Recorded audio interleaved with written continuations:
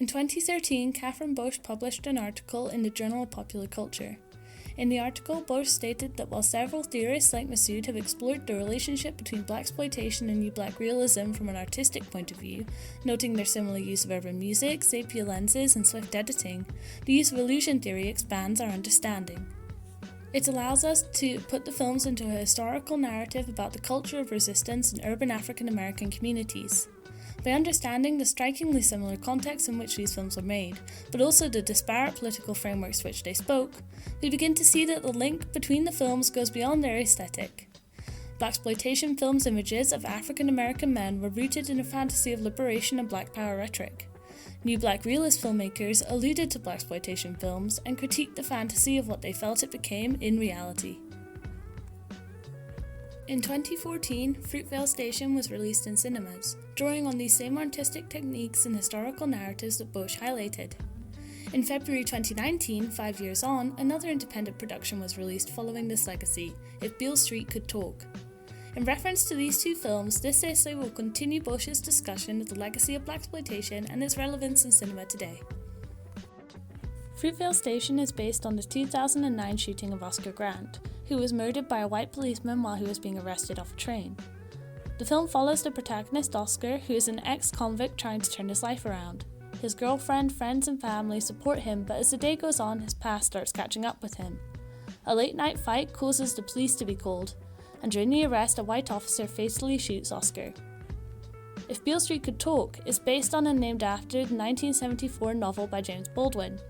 It follows the protagonist Tish, who tells her and boyfriend Fonny's story of growing up in New York, the racism they encountered, and how a run-in with a racist white cop led to Fonny being falsely accused and imprisoned for the rape of a Puerto Rican woman, leaving Tish to raise their child alone. Both films feature trademark characteristics from the blaxploitation era of cinema, which Lawrence and Butters define as a black hero or heroine, a predominantly black urban setting, black supporting characters, a contemporary rhythm and blues soundtrack, and plot themes addressing the black experience in contemporary American society.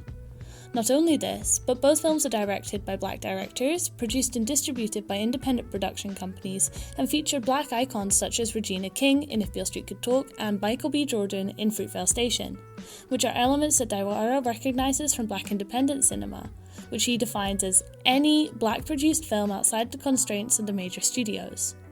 She goes on to write that contemporary independent films continue the same effort of inquiring into black subjectivities, the heterogeneity of black lives, the black family, class and gender relations, and diasporic aesthetics. The plots of these two films are based in the US and feature the racism of the justice system. Although in Fruitvale Station, text at the end of the feature reveals that the cop is charged, he only served 11 months. The film also mentions that this charge was only successful due to the video evidence from passengers on the train. In comparison, If Beale Street Could Talk closes with Fonny in prison, and Tish and their son, now around 6, visiting him. This ending is different to that of the book.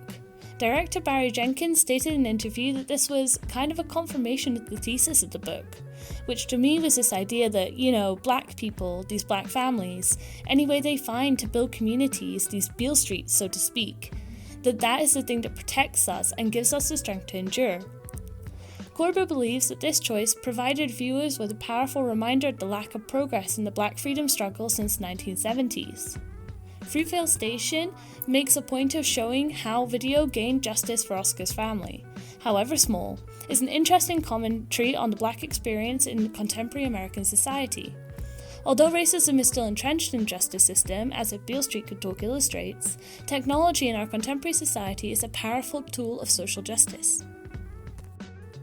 The events of Oscar Grant's murder in 2009, the commemoration in Fruitvale Station in 2013, the release of If Beale Street Could Talk in 2019, and the events of the George Floyd murder in 2020 draw a narrative on social justice in America throughout the 21st century. Through drawing on blaxploitation techniques and characteristics, these films draw a direct line from the Black Power and Civil Rights movements of the 1960s through the 70s when If Beale Street Could Talk is set, the eras of blaxploitation and new black realism films, to the modern-day events of George Floyd and the Black Lives Matter movement. The aesthetic of both films are very important and also very distinct. Coogler grounds Fruitvale Station in a stoic naturalist aesthetic.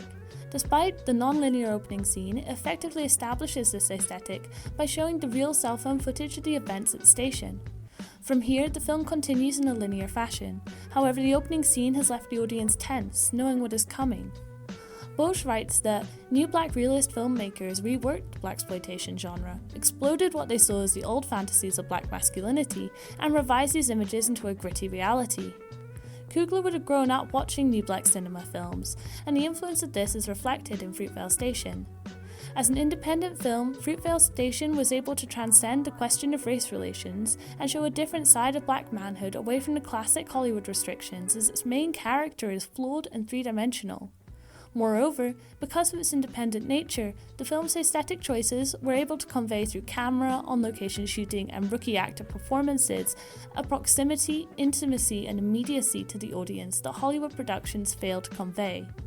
The gritty realism of the film and the unromanticized, genuine portrayal of Grant sharply contrasts against the black power fantasy which is portrayed in If Beale Street Could Talk. Jenkins explains that unlike the book, which is told from the perspective of Baldwin, If Beale Street Could Talk is from the perspective of Tish. It's really a series of memories, a series of dreams, memories, and nightmares, Jenkins explained in an interview, that then frees you from the restrictions of realism or from the restrictions of genre or story form. The dreamlike aesthetic that Jenkins creates in the film, the golden lit shots, the lush colours, and the drawn out shots, represent Tish's warm recollection of falling in love with Fonny and her hope for a future. Conversely to this, however, is the irony of the beauty in the face of the horrific situation that they endure, such as the scene where Fonny is catching up with his friend Daniel. St. Felix comments that it doesn't matter that Jenkins has omitted the part of the novel which we learn that Daniel was gang raped in prison. Torture is insinuated in the heave of his eyes.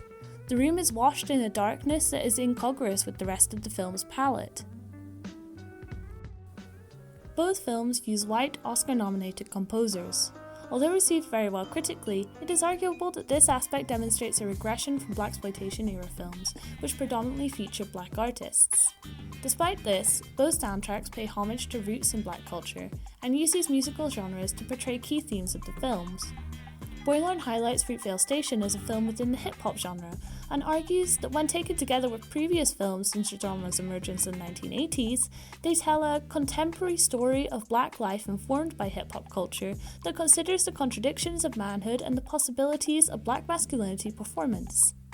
She says that in Fruitvale Station, the focus shifts from how to construct black masculinity to how to deconstruct the systemic racism and paranoia about black men that created an environment in which a good, imperfect black man can die in a subway station with hundreds of witnesses watching, and his murderer only serve half of a 2-year sentence. Here, the music defines the film, the genre, and the way the characters are expressed.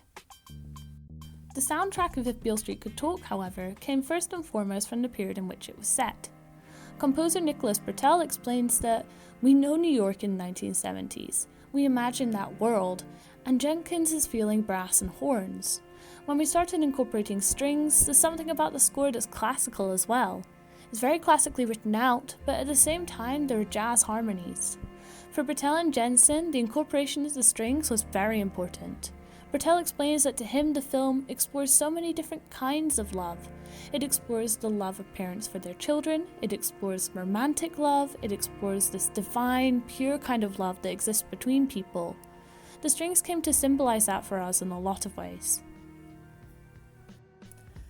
In conclusion, there is a direct line that can be drawn from the origins of the genre in the 1950s political landscape, through blaxploitation and new black realism periods, and into the new century. Drawing upon different styles and aesthetics, these two films nevertheless have the same message, that nothing, or not enough, has changed during this time. This is emphasized by the fact that these films had to be made outside of the Hollywood studio system, as films featuring primarily black stories and characters still aren't considered mainstream. Fruitvale Station depicts a gritty, harsh view of modern life as a young black man in New York. And If Beale Street Could Talk tells the bittersweet memories of a woman whose man has been victimized by a racist justice system. Taken together, If Beale Street Could Talk reflects on the changes present between the 1970s and today in Fruitvale Station, making the ending of Fonny's incarceration all the more symbolic.